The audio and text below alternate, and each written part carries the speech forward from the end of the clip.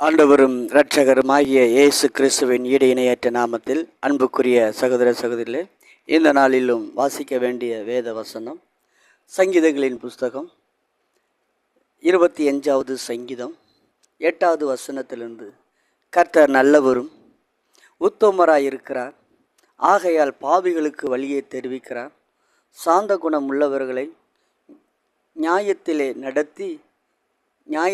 நடத்தி சாந்த குணம் உள்ளவர்களுக்கு தமது வழியை போதிக்கிறார். கர்த்தருடைய உடன்படிக்கையும் அவருடைய சாட்சிகளிலும் கைக்கொள்கிறவர்களுக்கு அவருடைய பாதைகள் எல்லாம் கிருபையும் சத்தியமானவைகள். கர்த்தாவே, என் அக்கிரமம் பெரியது, உம்முடைய நாமத்தின் நிமித்தம் அதை மன்னித்தருளும். கர்த்தருக்கு பயப்படுகிற மனுஷன் எவனோ அவனுக்கு தாம் தெரிந்து கொள்ளும் வழியை போதிப்பார். அவன் ஆத்துமா நன்மையினால் தங்கும், அவன் சந்ததி பூமியை சுதந்தரித்து கொள்ளும்.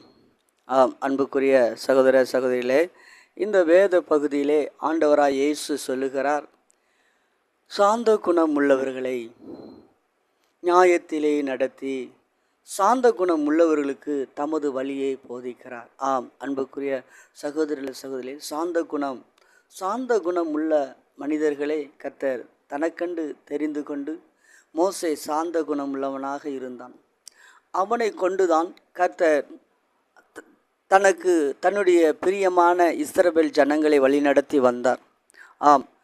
இஸ்ரவேல் ஜனங்களை வழிநடத்த, தேவனுடைய ஜனங்களை வழிநடத்த அவர் யாரை தேடுகிறார் என்றால் சாந்த குணம் உள்ள மனிதர்களே. அதனால தான் இயேசு சொன்னார், சாந்த குணம் உள்ளவர்கள் பாக்கியவான்கள் என்று வேத வசனம் சொல்லுது.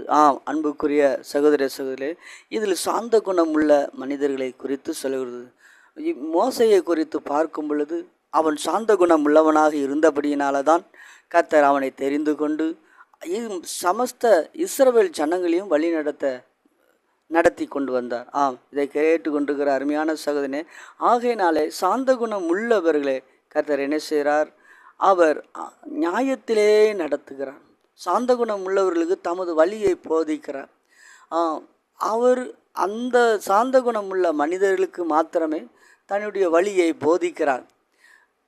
தன்னுடைய வழியை போதிப்பதனால், சாந்த குணம் உள்ளவர்களுக்கு தன்னுடைய வழியை போதிப்பதனால் அவர்கள் மற்ற கர்த்தரை நம்புகிற ஜனங்களுக்கு அவர்கள் போதிப்பார்கள். இதை கேட்டுக்கொண்டிருக்கிற அருமையான சகோதரனை சகோதரியே, இந்த நாளிலும் இந்த ஆண்டவராய் இயேசு சொல்லுகிறார், சாந்த குணம் உள்ளவர்கள் பாக்கியவான்கள், அவர்கள் பூமியை சுதந்தரித்து கொள்ள முடியும் என்று வேதவசனம் சொல்லுது. இதே போல தான் மோசே சாந்த குணம் உள்ளவனாக இருந்தபடினால தான் கர்த்தர் இஸ்ரவேலரையும் வழி நடத்தினார். அன்புக்குரிய சகோதரனை சகோதரியே, இந்த நாளிலும் ஆண்டவராய் இயேசு சாந்த குணம் உள்ளவர்களை கர்த்தர் என்ன செய்கிறார்? ஆசீர்வதிக்கிறார். நாம் சாந்த குணம் உள்ளவர்களாக இருக்கும் பொழுது கர்த்தர் அவர்களுக்குத்தான் தன்னுடைய வழிகளை போதிக்கிறார். கர்த்தருக்கு பயப்படுகிற மனுஷன் எவனோ அவன் தமக்கு தெரிந்து கொள்ளும் வழியையும் போதிக்கிறார். அப்படிப்பட்ட சாந்த குணம் உள்ள மனிதனிடத்தில் கர்த்தருக்கு பயப்படுகிற காரியமும் இருக்கும் என்று வேதவசனம் சொல்லுது. அவர்களுக்கு தாம் தெரிந்து கொள்கிற வழியையும் போதிக்கிறார். இதை குறித்து கேட்டுக்கொண்டிருக்கிற அருமையான சகோதரனே, அடுத்த வசனம் சொல்லுது, அந்த ஆத்துமா நன்மையினால் தங்கும், அவன் சந்ததி பூமியை சுதந்தரித்து கொள்ளும். அன்புக்குரிய அடுத்து இந்த வேத வசனம் சொல்லுகிறது, அந்த மனிதன் பூமியை சுதந்தரித்து கொள்கிறான். இதை கேட்டுக்கொண்டிருக்கிற அந்த மனிதன் பூமியில் நன்மையை அனுபவிக்கிறான். சாந்த குணம் உள்ளவர்கள் தேவனுடைய ரகசியம், சாந்த குணம் உள்ள மனிதர்களிடத்தில் தேவ ரகசியம் இருக்கிறது. சாந்த குணம் உள்ள மனிதர்களே கர்த்தர் தனக்கண்டு தெரிந்து கொண்டு அவர்களுக்கு போதிக்கிறார். சாந்த குணம் உள்ள மனிதர்களே கர்த்தர் நன்மையினால் அவர்களை திருப்தியாக்கி பூமியை சுதந்திரித்து கொள்க வைக்கிறார். இதை கேட்டுக்கொண்டிருக்கிற அருமையான சகோதரனே, எவ்வளவு தூரம் சாந்த குணம் அவசியம் என்று வேதவசனம் சொல்கிறது. இதே போல் நாமளும் சாந்த குணத்து, ஆண்டவரே இந்த நாளில் எனக்கு ஒரு சாந்த குணத்தை தாரும் என்று கேட்போமா? அன்பு மகா இரக்கமும் கிருபையும் நிறைந்த நல்ல தகப்பனே, ஒவ்வொருவருக்கும் சாந்த குணத்தை தாரும். ஏசப்பாமுக்கு நன்றி. பெரிய இயேசு நாமத்தில் செபிக்க நல்ல பிதாவே, ஆமென்.